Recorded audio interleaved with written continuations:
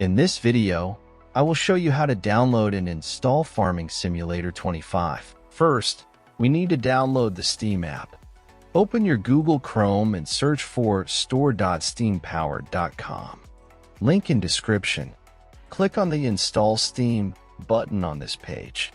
Once you've done that, at the top right corner of your screen, click on the .exe file and open it. Complete the installation, and once finished, open your Steam app.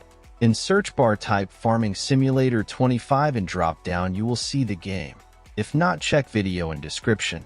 If you see the game in drop down, click on the game. Now click on Add to Cart button beside Original Game. In new pop-up, click on View My Cart. Now click on blue Continue to Payment button. In Payment Methods, select your preferred payment method and proceed. After you're done with payment, next steps I will show with game I already own. After completing the purchase, go to your library.